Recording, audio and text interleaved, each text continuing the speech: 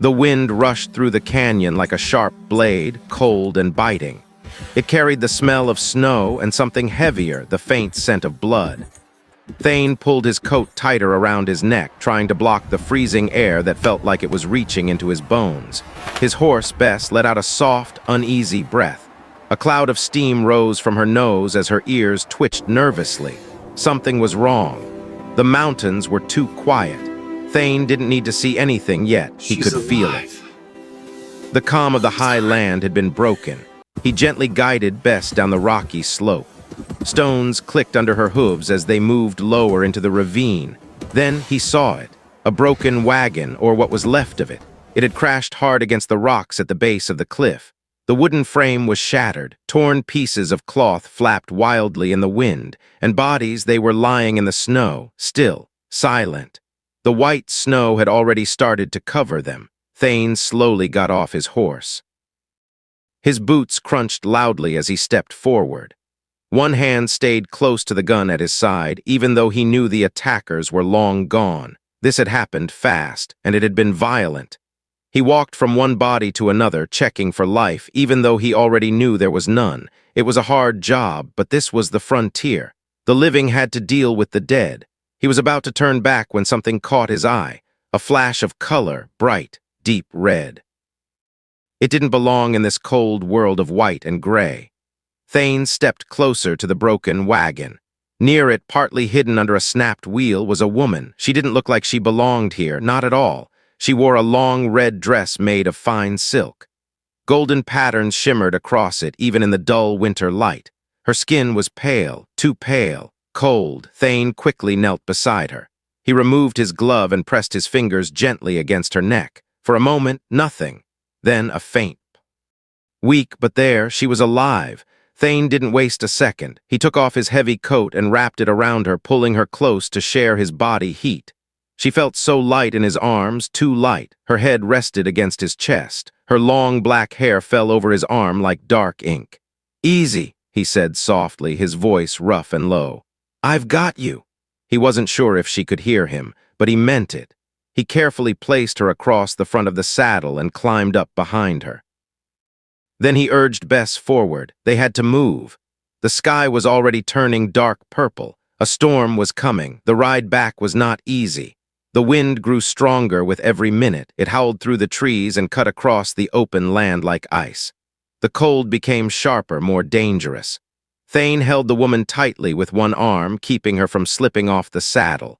Her body was too still, too quiet. She didn't shake or shiver at all, and that worried him. He knew what that meant. The cold had gone too deep. His cabin finally came into view, hidden between tall pine trees.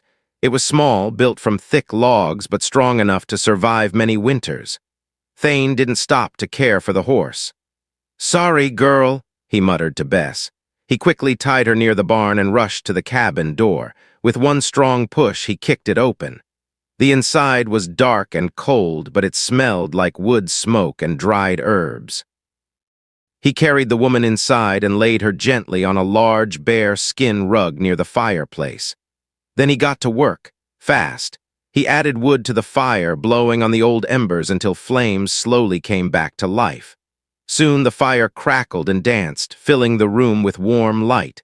Now he could see her more clearly. Her red dress was made of very fine silk. It looked soft, almost like water. Beautiful patterns of birds and flowers covered it, but it was torn, dirty. Out of place in this rough cabin. Thane knew he had to warm her up slowly. Too fast could be dangerous. He filled a kettle with water and placed it over the fire. Then he turned back to her. Her shoes were small and delicate, completely soaked from the snow. He carefully removed them. Her feet were freezing. Her toes looked pale and stiff. Thane gently rubbed them with his hands, trying to bring warmth back. His rough fingers looked huge next to her small feet. He watched her face closely. No reaction. No movement. She was still deeply unconscious. Thane stayed calm. He had taken care of injured animals before. He had survived harsh winters alone, but this felt different, more fragile, more serious. He dipped a cloth into warm water and carefully cleaned the dirt from her face. She was beautiful, sharp cheekbones, soft lips, not someone made for this hard land. There was a dark bruise near her temple, from the crash, most likely. He covered her with a thick wool blanket and sat back for a moment, watching her chest rise and fall slowly. Outside, the wind slammed against the cabin walls, a reminder of how close she had been to death. The cabin felt different now, not empty anymore. For years, Thane had lived here alone. He liked the silence. But now, the silence felt heavy, full of questions. Who was she? Why was someone dressed like that traveling through such a dangerous place in the middle of winter? And who attacked that wagon? Who wanted her dead? Thane stayed awake all night, feeding the fire again and again, keeping the cabin warm. Hours passed, slow, quiet. Then, just before sunrise, a sudden sharp breath broke the silence. Thane looked up quickly. The woman's eyes were open, wide, scared. She looked around the room in panic, like a trapped animal. Then she quickly moved back, pressing herself against the stone wall near the fireplace. She pulled the blanket close to her chest. Her lips moved fast. She spoke in a language Thane didn't understand. The words sounded soft, almost musical, but full of fear. Thane slowly raised his hands to show he meant no harm. "Easy," he said gently. "You're safe. No one's going to hurt you." She didn't understand the words, but she understood his voice. Her eyes stayed locked on him, studying him carefully. His size, his beard, the gun hanging by the door. She was shaking now, not from the cold, from fear. Thane moved slowly to the stove. Poured some warm broth into a metal cup. Steam rose from it, filling the air with a rich smell. He placed the cup on the floor between them, then stepped back.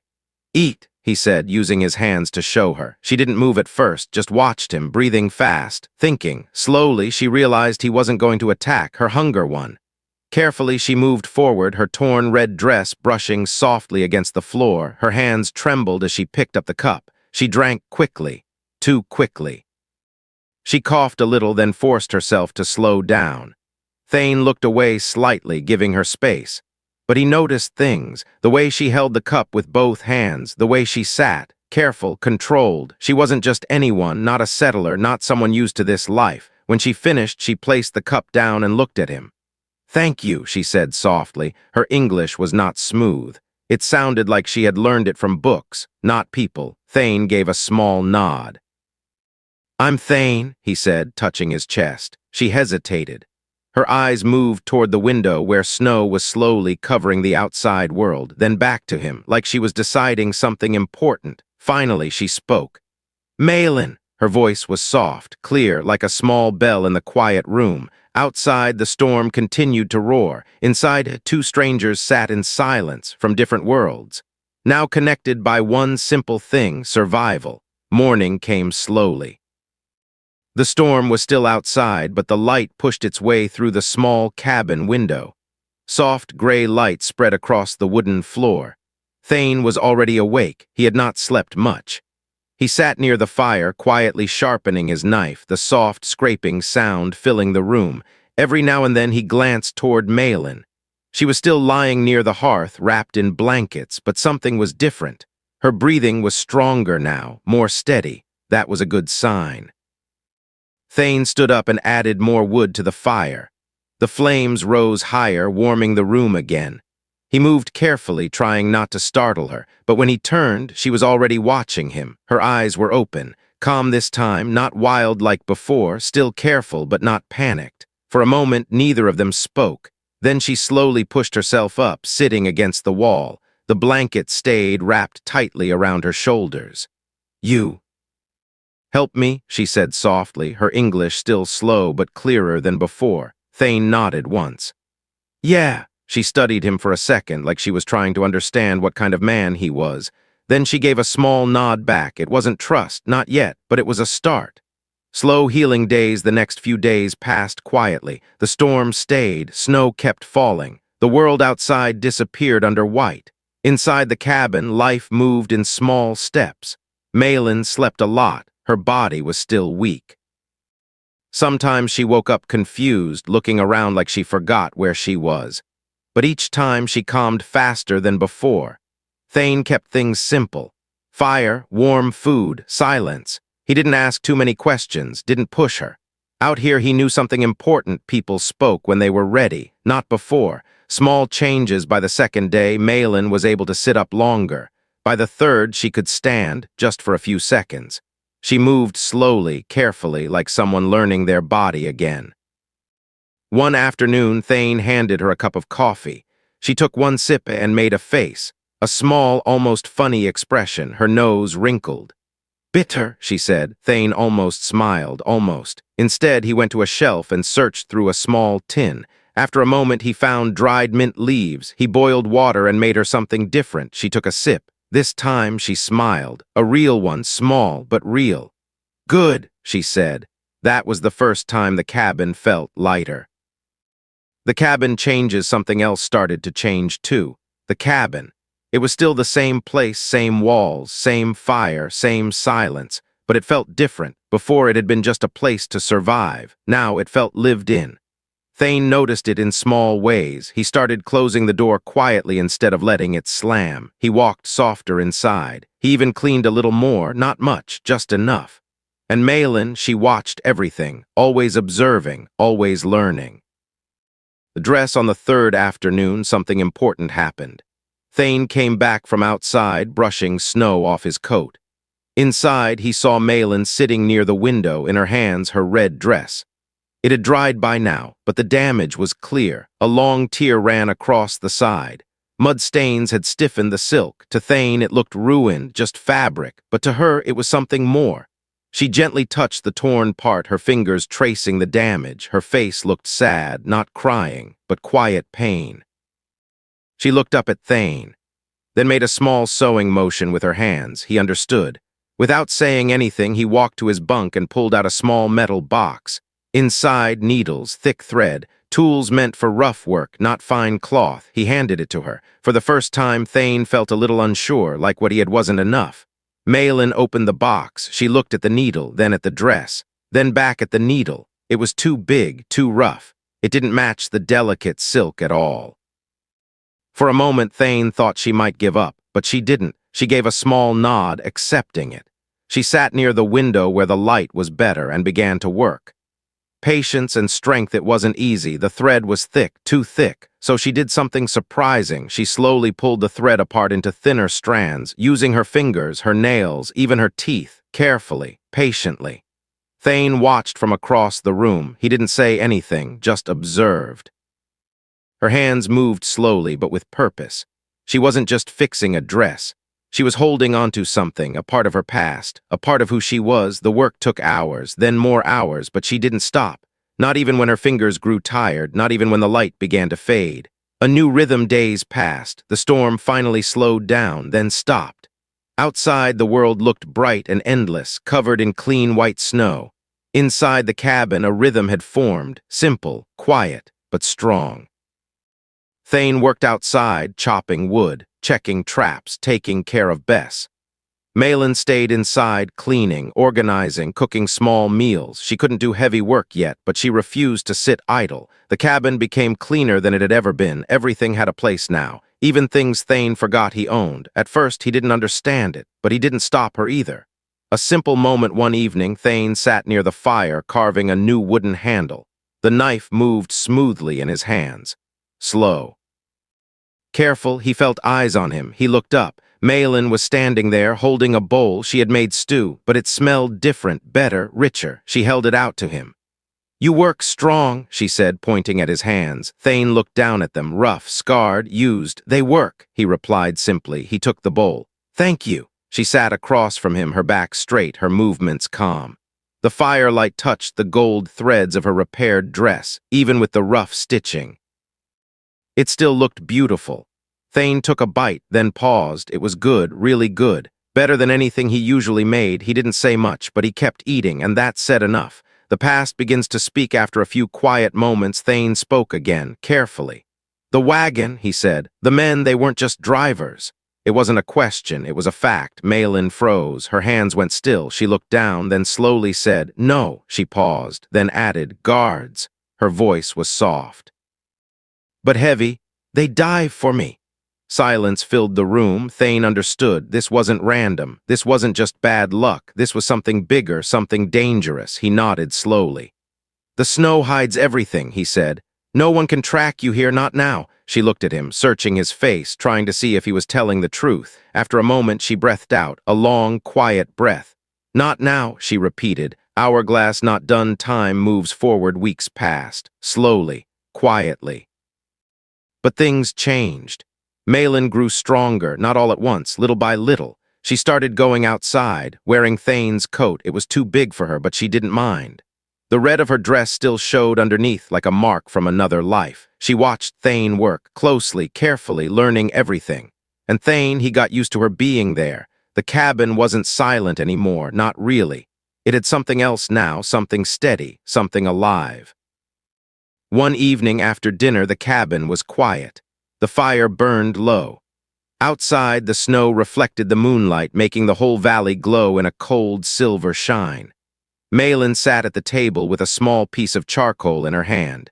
She had found it in the fireplace earlier. In front of her was an old paper, something Thane had used long ago for supplies. She began to draw, but it wasn't a picture, it was writing. Strange symbols, long lines placed carefully one after another. They looked like falling rain, frozen in place. Thane watched her from across the room. "What is it?" he asked. She didn't answer right away. Her hand paused in the air. Then she said quietly, "A poem." She looked at the paper. "From my home." Her English was better now, still soft, still careful, but stronger. "It means," she continued, searching for the right words, "the mountain does not bow to the wind." Thane nodded slowly. He liked that. It sounded strong, like her. She stayed quiet for a moment. Then she spoke again. "My father," she said, her voice lowering, "he is powerful." Thane didn't interrupt. "He promised me to a general," she continued. "A man who takes what he wants." Her hand tightened around the charcoal. It snapped in half. "I did not want that life." Silence filled the cabin, heavy, real. Thane understood now, not everything, but enough. She wasn't just running, she had escaped from something big, something dangerous. He reached across the table and gently placed his hand over hers. His skin was rough, warm. "You're not owned," he said quietly. "Not here." Malin looked at him for a long moment. Then slowly she turned her hand and held his, tight. That was the moment, not spoken, but clear. They were on the same side now. A false peace. Days passed. The weather changed. The sun came out more often. Snow melted during the day, then froze again at night. It looked beautiful, but it was dangerous. The land was unstable, just like their situation. Then one afternoon, everything changed. The writer Thane was outside near the fence, breaking ice for Bess. The air was quiet, too quiet. Suddenly, Bess reacted. Her ears went back. She made a low warning sound. Thane froze. His hand slowly moved to the gun at his side. He looked toward the trees, and then he saw him, a man on a black horse, riding slowly out from the shadows. The horse stepped carefully, controlled. The rider sat straight, confident. Not lost, not tired, not afraid. This man didn't belong here. He wore a long gray coat and a flat hat that hid his eyes. Everything about him felt sharp, dangerous. Thane didn't look back at the cabin, but inside he hoped Malin had seen him too. Warning the meeting, Thane walked toward the gate, calm on the outside. The rider stopped a short distance away, then he spoke. "Afternoon," the man said politely. His voice was smooth, too smooth. "You're a hard man to find." Thane didn't smile. "I'm not hiding." The man gave a small laugh.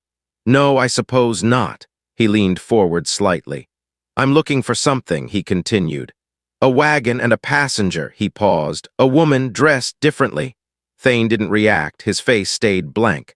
"I found a wagon," Thane said calmly, "down in the ravine." That part was true. Broken, dead bodies, wolves got to them. Also true. Didn't see any woman. That part was a lie. The man watched him closely. His smile didn't change.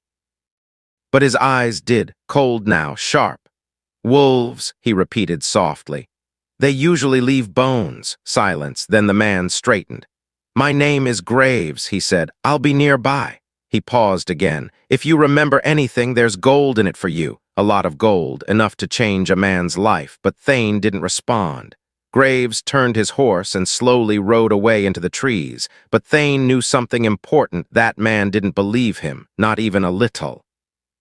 The truth, Thane walked back into the cabin and locked the door. Malin was already inside, waiting. She held a small knife in her hand. Her face was tense, she knew. He knows, Thane said simply, no need to explain more. Malin's eyes hardened. I go, she said quickly. If I go to him, he leaves you. Thane stepped closer. No, his voice was firm, final. We stay. He grabbed his rifle, checked the bullets. They come at night. The attack night fell fast. The cabin went dark. Only the fire gave a weak red glow. Thane stood near the window, rifle ready. Malin stayed low, hidden from sight. Time passed, slow, quiet, then crash, glass shattered in the back room. Fire burst onto the bed. Someone had thrown a burning cloth inside. Down, Thane shouted, but Malin was already moving. She grabbed a heavy rug and threw it over the flames, stomping hard, putting it out. At the same time, boom, the front door shook under a heavy hit again, and again. They were breaking in. Thane didn't wait. He fired through the door. The gunshot exploded in the small cabin. A shout came from outside. Then more shots answered back. Wood splintered. The door cracked. The back, Thane shouted, but no one came from there. Then the door broke open. Graves stepped inside, gun in each hand, fast, deadly, but Thane was ready. He dropped low and fired. The bullet hit Graves in the chest. The man flew backward into the snow. Silence, sudden, heavy. Coffin the end of the hunter, Thane stepped outside carefully. Gun still raised. Graves lay on the ground, breathing weak, surprised, like he couldn't believe it. Then nothing, he was gone, just like that. Thane stood there for a long moment, then he felt a hand on his arm. Malin. She stood beside him, looking down at the body. She didn't scream, didn't look away, she just nodded. She understood. Some things had to be done. A new life the next day. They buried him far from the cabin. No marker. No name, just stones. When they came back, the cabin felt different, lighter, safer, like something heavy had been lifted. Malin went to her small trunk. She took out the red dress. Clean now, repaired, still beautiful, but she looked at it for a long time, then slowly folded it, turned it inside out, hid the bright red, and placed it at the bottom. She turned to Thane. It is not for this life, she said softly. Then she picked up a simple shirt he had given her, put it on, rolled up the sleeves. Looked at him. I am Malin, she said again, but this time it felt different, stronger. I stay. Spring weeks later, spring arrived. The snow melted. The land turned green. The river flowed fast and loud. Life returned. Thane and Malin worked together outside, fixing fences, carrying wood, building something real. They didn't talk much. They didn't need to. They understood each other now, through actions, through silence, through trust. One afternoon, they sat on a rock looking over the valley. The sun was warm, the air was fresh. Thane looked at her. She looked different now, stronger, alive. She caught him staring and smiled, a real smile. He reached out. His hand touched hers. She didn't pull away. Above them, a hawk circled in the sky. Below them, a new life waited, not perfect, not easy, but theirs.